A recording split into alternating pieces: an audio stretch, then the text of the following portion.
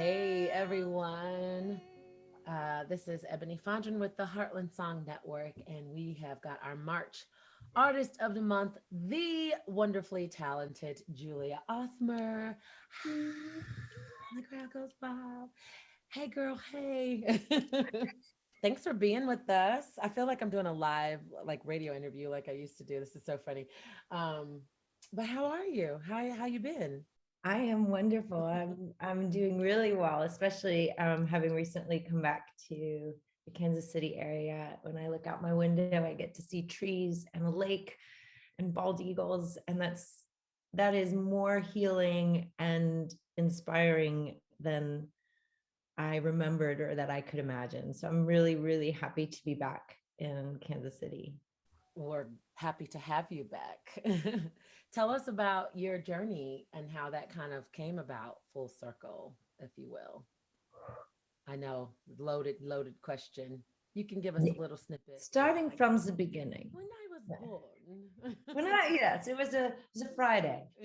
Um, I was out on the West Coast and I had a really fun time there in a lot of ways, but I've known for a while that I was interested in exploring some different places. And especially when the pandemic hit, it made so much sense to me to sort of first step is sort of move away from a place that I was really comfortable, but I knew wasn't quite right for me.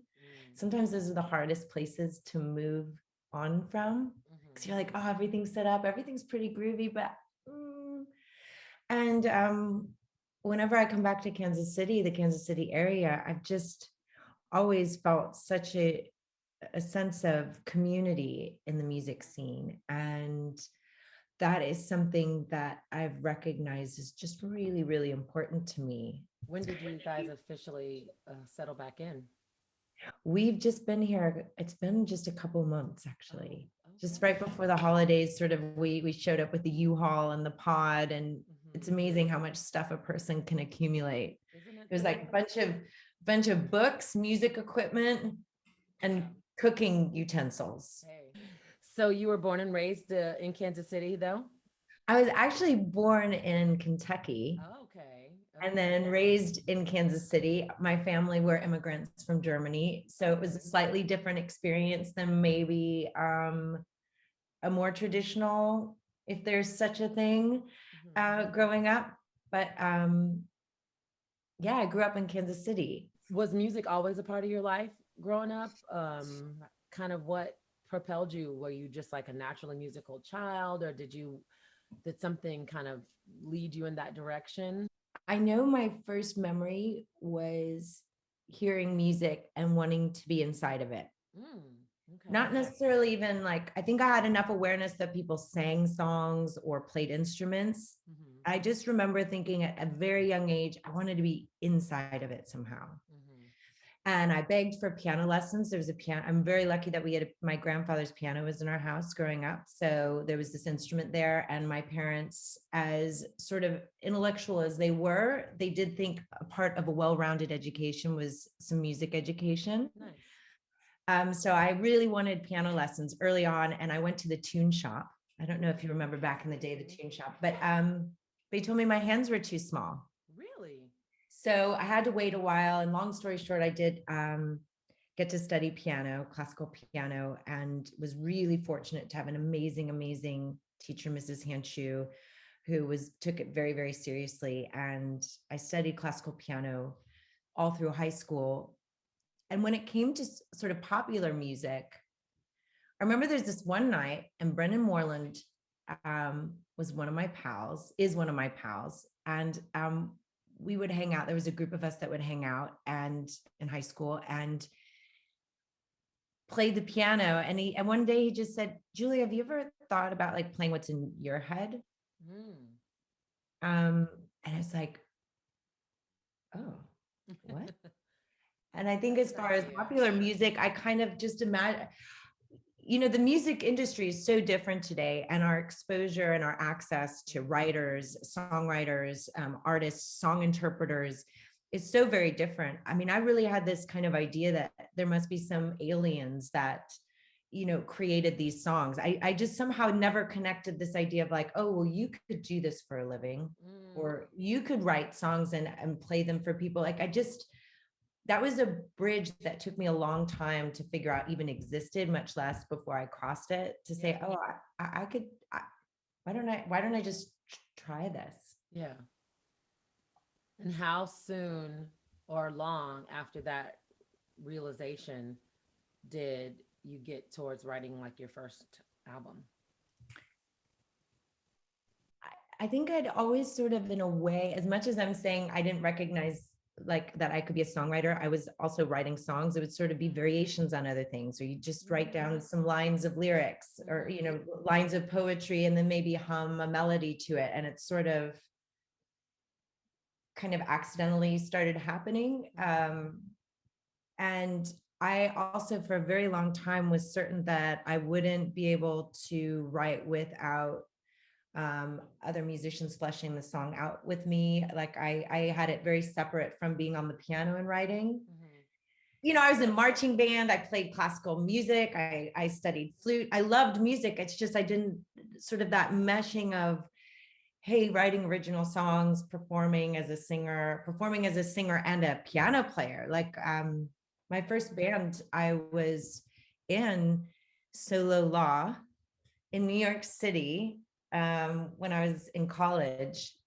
I stood up and sang. I never played piano on stage. Like, I would work out a few chords and maybe bring the beginning of a song to the guys that I was writing with. I just, even until recently, and maybe I'm just like running on now, but just this past September, we did a 30-day voter registration drive where every day I shared a song. I learned and shared a song of protest or change or hope. And even just through the pandemic, having done some neighborhood concerts that I fleshed out with a lot of covers, especially because I was playing more regularly and I was playing for audiences that weren't necessarily like in my neighborhood. They weren't necessarily listening to me play because they liked my music. It was like, hey, we're in lockdown. I'm just going to pull my piano out in front of the house, and I'm going to learn a bunch of songs that you might actually know. Mm-hmm. In this process, it sort of demystified something that had been just so strange for me. It just, like, all of this music that I'd been hearing always seemed so magical. I didn't recognize like really what the bare bones of so many songs were. Mm-hmm. Like, it just took me a while before I started weaving them together. And Yeah. I know that that's made me a better musician and a better artist. Because now you It's can now, start. looking back on it, it's like, why did it take so long for these things to Yeah. It's that's interconnect? Like, even when I was studying classical piano and I would like maybe learn a bar of music, now I could look back and say, oh, that's a G arpeggio. And even though I knew what a G arpeggio was in those days when I was studying classical music, I wouldn't have remembered it like that. I would have said, oh, G, B, D, G, B, D. yeah. It was as though these sort of realms of information You had your hadn't. you had some aha moments. Yeah. Yeah. From high school, you go to college for music? No, I mean, again, and coming out of high school, I wasn't at all connected to the idea really of doing original music or being a musician. Mm-hmm. And I didn't know quite what I wanted to study. I went to school in New York, and What made you choose New York? at the time, okay, Mm-hmm. this is, you're going to think this is, well, who knows? I was really into snowboarding, and I thought I was going to become a professional snowboarder. Get out of town. So one of the things that I was looking for were colleges that had some kind of mountains nearby. And I know New York is not necessarily considered close to mountains, but there is a, not comparable to the Rockies maybe, but there is a mountain range somewhat nearby. So I was like, okay, I could go snowboarding.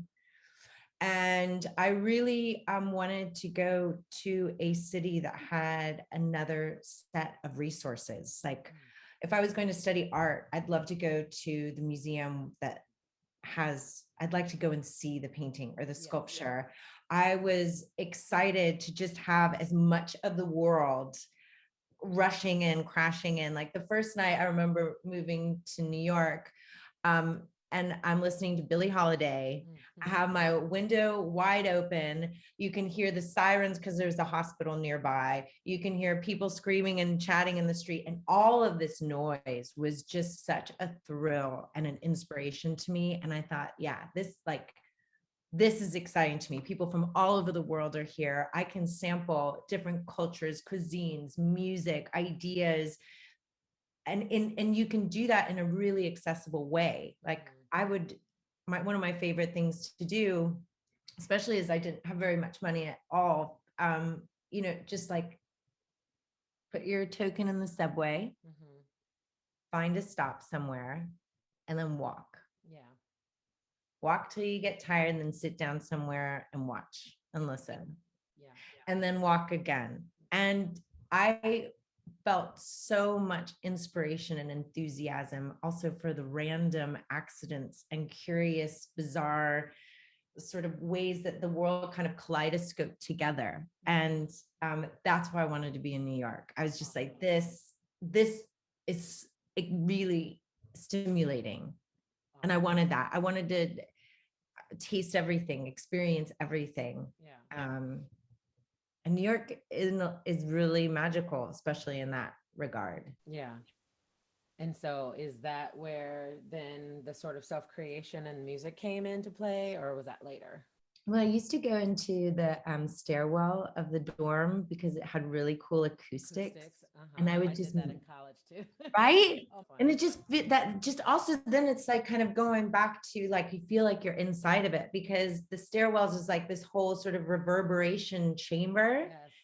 Um, and I was just sort of making noise, Mm-hmm. and uh, someone heard me and said, "Hey, have you ever? Do you want to just like be in a band?" I'm like,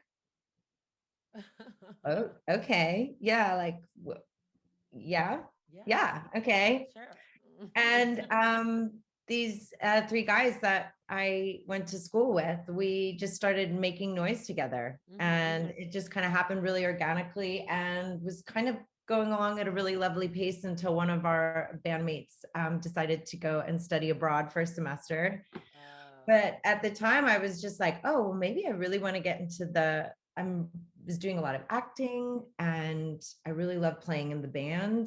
I had no idea what I was doing, completely destroyed my voice. Like we would have band practice and I didn't have a microphone. I would oh. sing like over the drums, the bass, the guitar. We thought we represented all genres. I'm really grateful to that band experience for so many things, but most importantly, there was one night where we were playing at the Elbow Room in Manhattan, and a friend of mine who I was in an off Broadway theatrical production with, who I didn't know very well, but we had a um, really nice connection. I was on stage singing a song that I had very specifically written, inspired by someone else in a different situation, a different circumstance. Mhm.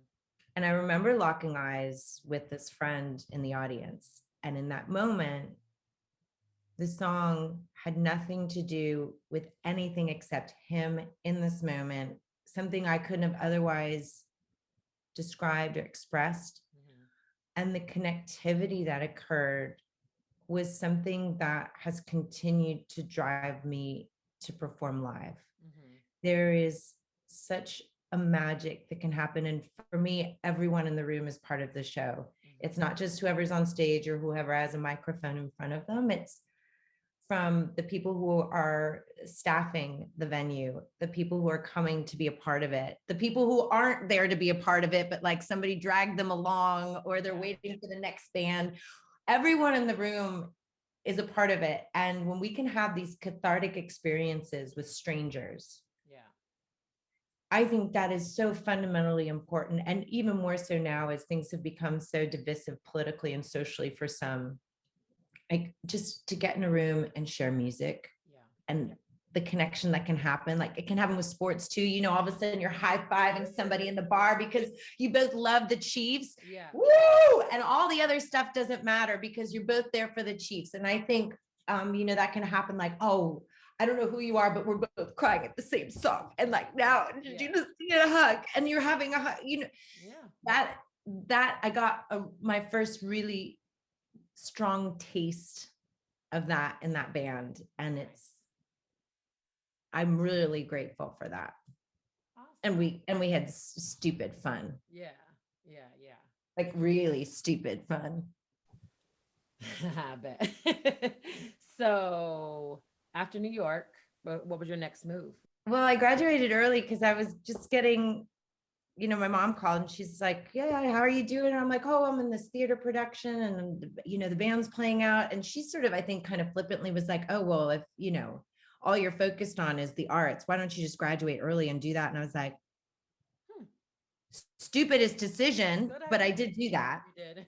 Yeah, I should have just stayed in school for another semester and like had the sort of structure of that. But I found myself sort of figuring out where to live without any money in Manhattan, and how do you move forward as an artist. I was not prepared for it, didn't know what I was doing at all. Then the band promptly breaks up, the next theater project gets tanked, and I'm like, oh, Uh-oh. oh, okay. um and through a really strange series of circumstances, I ended up, well, this is fast forward, ended up being in a record deal with a band in Boston. Was sort of a part of this curious band, and it really sort of became all about how big or small my body was. And Oh no. um Yeah.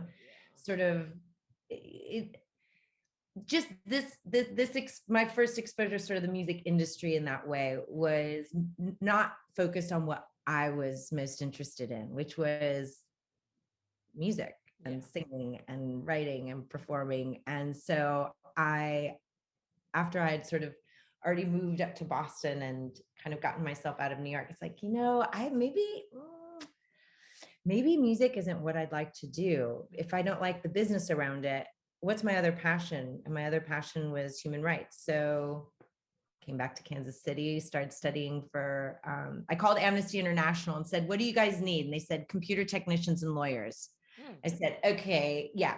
Let me see if I could become a lawyer. And I had moved back to Kansas City, was studying for the LSAT to go to law school. And again, long story short, I started working with kids in the Kansas City area through the arts. Mm-hmm. And I became very, very passionate about that. And it kept me out of law school, kept me in the arts, Mm-hmm. and bridged me eventually back to focusing on making music myself. So where does your inspiration for your songs and things like that come from? I make very certain to cultivate my awareness Mm-hmm. and constantly trying to figure out how to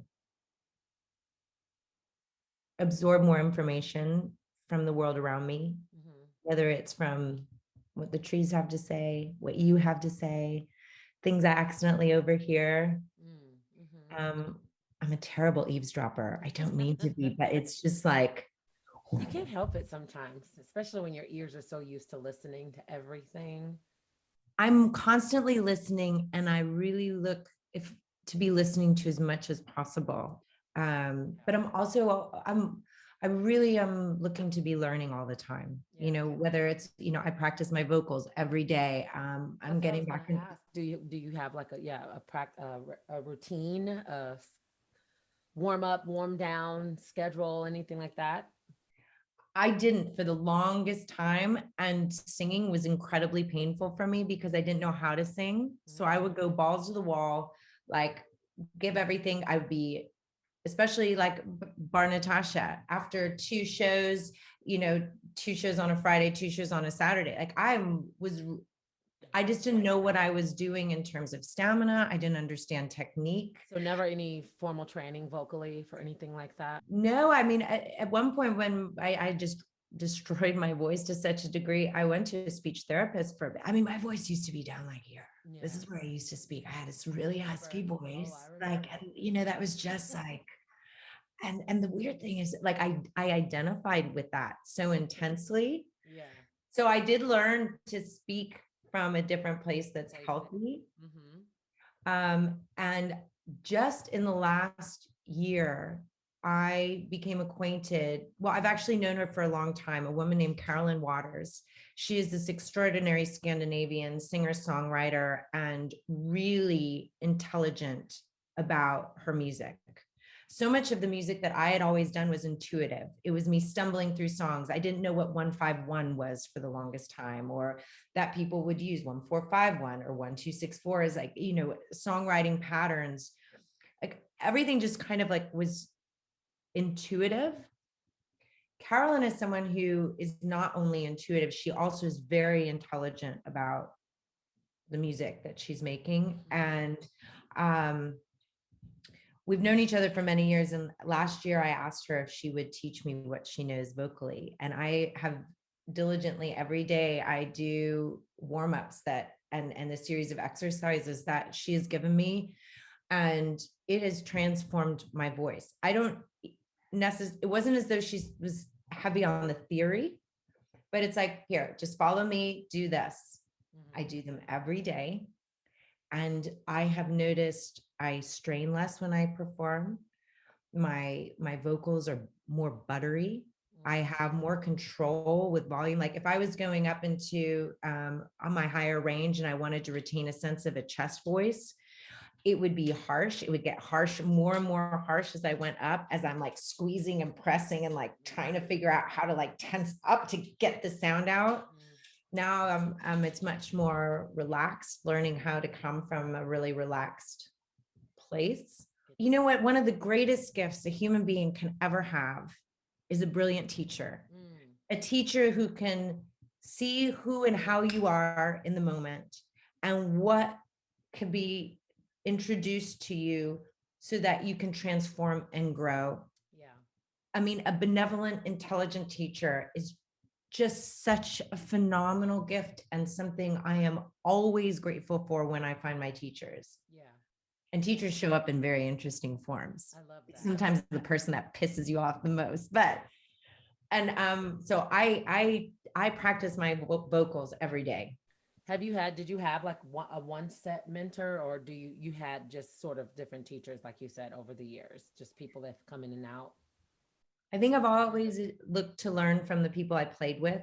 Mm-hmm. um, I am now at a point where I'm more consciously saying in multiple aspects of music, will you be my mentor? Mm-hmm. Um, and whether it's singing, I'd like to find a piano teacher. Mm. I'd like, I'm definitely looking for mentors on marketing and publicity and business. I recognize that there's so much more to learn, and um, being one of sort of, if this is my new year Mm-hmm. resolution, one of them would be consciously seeking mentors and Yeah. teachers, because the growth that can occur when you're wisely guided Mm-hmm.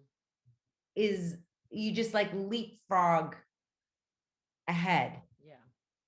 Yeah. of at least where I would be if I was sort of left to my own devices. Yeah. So I'm gonna switch gears a little bit and talk about sort of like first album, time gone by, and now you've got the new project sort of in between those years. What it be besides touring and all of those kinds of things? Kind of what have you been doing?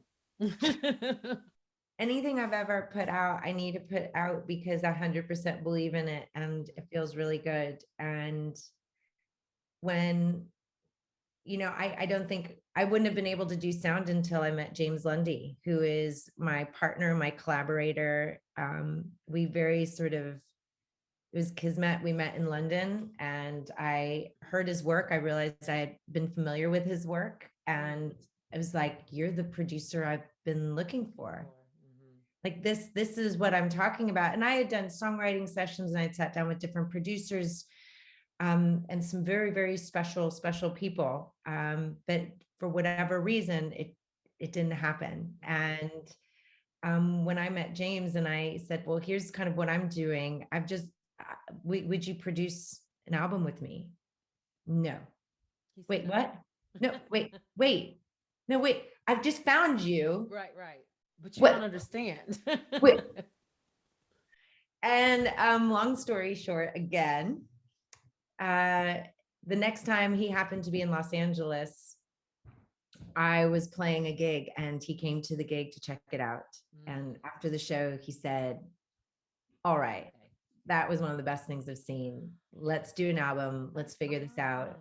And it was a process. He lived in London. I was living in Los Angeles. Hmm. I was going through a lot of transition in my personal life at the time. Hmm. And so it took us a while to kind of figure out how to get a studio set up. And it took us a while to delve into the music. I thought that I was going to be recording and finishing the songs that I had been writing. And Hmm. we were in the process a few months. And then it's like, I think it's time for new material. I think I need to be writing from where I am at this moment. Mm. Um, and so then it was kind of a whole nother process of writing. When you go into the studio, often you're like, here's my stack of songs. Mm. I know maybe I want to do this one, this one, this one, this one, this one. At least that's how I'd done the first album. I had Hmm. this big stack of songs. Let's dive in, see what really feels good and works. And this time it was kind of like, oh, I had a stack of songs and now I think I'm going to put those to the side and start with a blank slate. And if I start from a blank slate, what's going to show up? And Mm. this was the first time I was also working with a producer who I was also starting to do some songwriting with Mm. and collaborating on that level. Whereas my first album, I had written it in its entirety. Hmm. And so it's just a lot of growing. And um, we also were really lucky that when we did a Kickstarter campaign to fund the album, Hmm. that allowed us to say, okay, no caveats, no exceptions. We're going to keep going until we're 100%. We really feel good about this, at least in this moment. Yeah. We may outgrow it in a year or Yeah. 2 days after we release it, but at this moment, let's not have any excuses for how we really wanted it to be, but didn't get it there. And we created sound, and I'm really proud of that album because it's honest and it's really true. So who are you? What kind of music are you listening to? Like, who do you listen to? I got I stopped listening for a little while You stopped because what? listening Oh, to gotcha. music Hmm. sort of consciously for a while because I tend to be really spongy and I absorb so much from my Mm. environment Mm. that as like I was working on songs like sort of letting things percolate. And when we did Songs of September, it was great because it was sort of like delving into a lot of material and just Mm. looking like anywhere where artists were making a difference. And then of all of these songs, of all of this great material, what did I feel was appropriate for me to perform? What did I feel like I could add to? What did I feel like for this moment would be great? But just remembering I have such an intense love for Nina Simone. Mm. Mm. I, I haven't done any covers of her songs because to me it's just it's almost like too sacred. Um, Nina Simone is just You should do it. one of the things that I've found myself thinking a lot about, and it's one of the reasons I didn't do any covers of Nina, though. So much of her work and her version of Strange Fruit to me, for Mm. me, is Yeah. the version. Um, Do you think it's a black artist, white artist thing? I've definitely thought about that, like with a lot of the songs that I wanted to sing, well, I would say like of this body of work that I was exploring. Hmm. I feel like I'm going to give a better performance if it's really honest. Mm. And now I don't think honesty needs to be literal, Mm. but I found myself, and I also asked a lot of friends, like, tell me songs that you really love that are sort of within this subject matter, like help open up sort of the doors and the windows to new work for me. And I did have some issues about I felt like wouldn't be as true as it could be, Mm. some of the song choices because of the color of my skin Mm. versus the experience that was being portrayed in the songs that were very much about not being the Hmm. color of my skin. Yeah. So the Songs of September. obviously that was inspired by just like political climate and everything else going on. What kind of where initially, like, what made you kind of want to do that? Actually, back in January, I was having a conversation with James, telling him that, I was really wanting to do an album of protest songs back in January. Of last year? This would have, yeah, so it would have been January of 2020. Mm-hmm. And it was a challenge for me to start learning more cover songs. It was also something that I felt would be important because I was hoping to help. I had sort of this big plan of, okay, if I chose 10 cover songs about protest, hope, or change, I had this dream that I would be contacting you. I would be contacting other Kansas City area artists Mm-hmm. to do something, especially in the Midwest, Mm-hmm. where if on every song, I was able to collaborate with a different artist in the Midwest in particular, then we could have concerts that would be voter registration drives, and Mm-hmm. everyone could be bringing their audiences together. You could have, especially being in the Kansas City area, you could have voter registration for Missouri, voter registration for Kansas. And I saw the potential for this project to kind of be able to move around, like work with artists in Arkansas and Nebraska. And how could we as artists come together collectively and use our platforms Mm-hmm. to not only share music with one another and create community through that, but get the message out there that this election is really important. And one of the most amazing things you can do is use your voice, raise your voice, let your voice be heard. Yeah. So that had been my dream in January. Now March hits And and then, it's like, boom. Yeah. okay, this whole idea of doing sort of voter registration drive concerts, this is obviously not going to be happening. So I sort of shelved it and I was shifting into live streaming and also doing concerts for my neighbors. Mm-hmm. We were in California, we were shut down pretty early. Yeah. And, um, you know, I have a groove. I was living on a really groovy cul-de-sac, had really groovy neighbors, but there wasn't really a sense of neighborhood. Mm-hmm.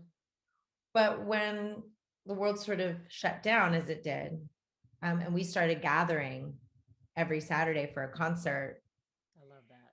you could feel the way that we related was changing and becoming more intimate. And we were growing a lot of our food, so we would be sharing food from our garden. And for me, in a very selfish way, this is what started getting me really focused on learning covers Mm-hmm. and just doing live streaming and also doing these neighborhood concerts. Okay, I'm going to need more material. Yeah. And so it forced me to, or I forced myself to start learning covers, which just opened up a lot of, it opened up more experience, vocal experience, piano experience. How do I translate this song that I see as so guitar driven or so percussive, or how do I translate that now to piano? I need to start looking at how could I be a better piano player so I can accompany myself, because now it's not so easy to call up some other people to play with you. Mm-hmm. Right. So being more self-reliant. And while I'd done plenty of solo shows, just sort of pushing that the envelope for me at least. And I think all of that information, like learning covers, seeing how community was building in my neighborhood, and with sort of the chaos of a lot of transformation from the summer, Mm-hmm. Yeah. sort of that, all of that funneled into Songs of September, which was a very intense project, especially because we didn't front load it. It wasn't like I'd learned all of these songs. It was like, okay, we're jumping in. And now do I feel confident about, doing one take and playing the song? So I was at the piano all the time, and that felt really good. Yeah. And I think that's helped me reframe my identity as an artist in that, gosh, this probably sounds a bit poncy, but like taking myself a bit more seriously and Mm-hmm. like what can we be doing together as artists? What can we be creating here? And I've recognized that it's really important for me.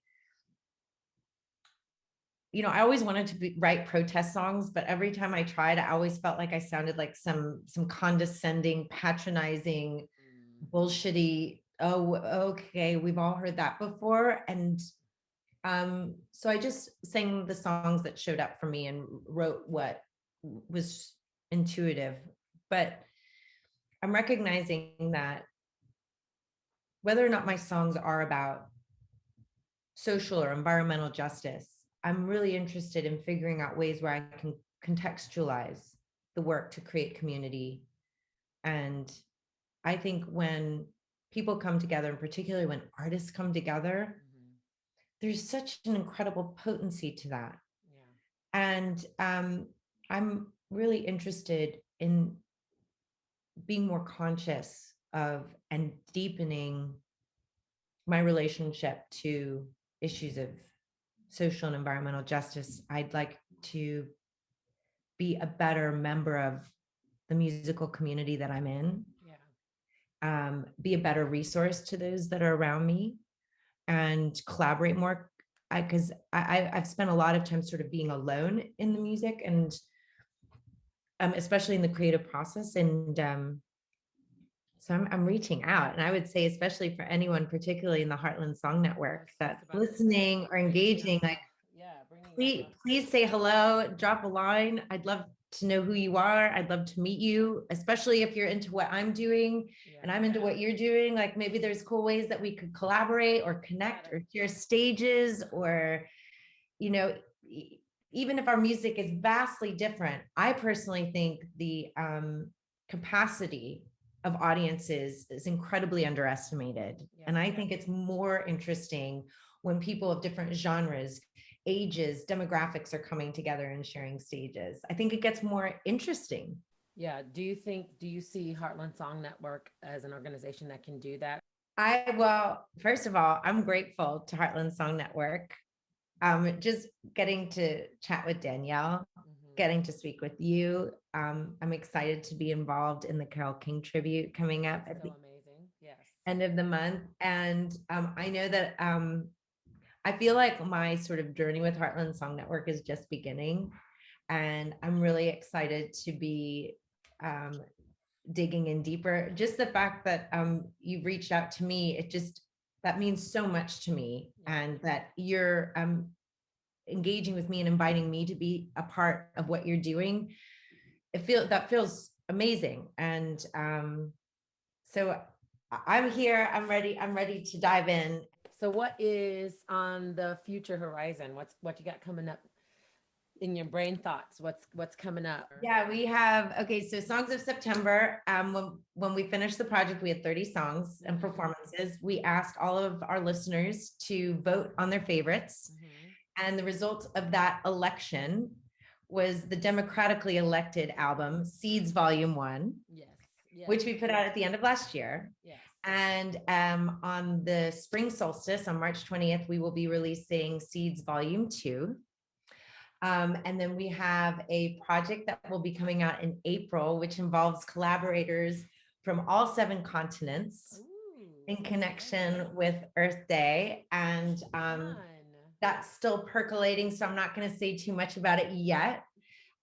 We have a live album that we're putting out in May, which is from a series of concerts that I did in Los Angeles in 2019, full band, amazing, amazing musicians, Jamie Kime, Andy Sinisi, and Chris Roy. They're incredible musicians. So we'll be releasing that. And we also, James and I have, there's an album that I've been, or maybe it's an EP, it's a collection of songs that are sort of, they sound very sort of Southern goth, sort of dark Americana.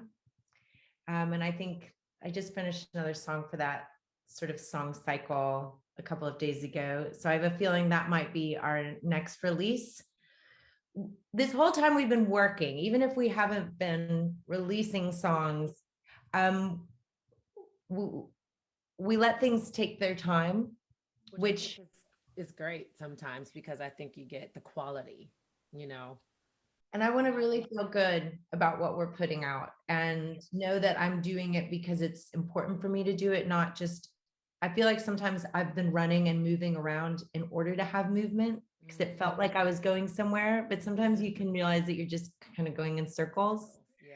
or maybe even backwards. I would like to have my intention clear when we're putting things out into the world, especially because the listeners, their time and attention and their money is so precious. Yeah. One more question. What would you, knowing what you know and kind of the things that you've been through, what kind of advice would you give to young artists? No matter what's going on around you, whether you think it's good or bad, learn from it. Mm, Sometimes, as I mentioned earlier, sometimes our teachers come in the strangest forms and sometimes in polite or hostile forms, but learn from it. yeah. It's really the most critical thing as an artist is to listen for your voice and never, you just don't compromise that. Yeah. Don't compromise that because that's what makes you the artist that you are. It's different if you're doing a job and you're like, you know, using your artistic skills in a professional capacity for X, Y, and Z. It's another thing when you're saying, I'm an artist, this is my expression. Mm-hmm. We're the boss of that. Yes. And nobody's going to know better what our voice is than ourselves. Exactly. So having a very clear, uncompromised relationship to that voice is everything. I love that. And practice. Practice. There's always going to Practice be and more to practice. learn. Yep.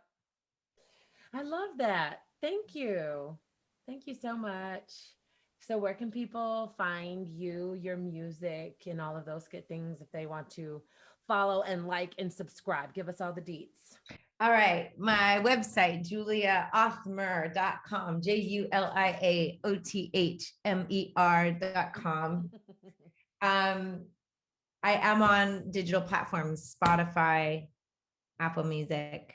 Find me on Facebook, friend me, message me, say hello. I'm on Instagram, Julia Othmer, Facebook, Julia Othmer. Awesome. Awesome. Well, thank you so much. This has been Ebony with Ebony. the Heartland Song Network and Miss Julie Othmer, our March Artist of the Month. So, we're going to say goodbye. All right. As I lay dying, what will I see? Will I see pastures promised to be green? Will I see blue sky?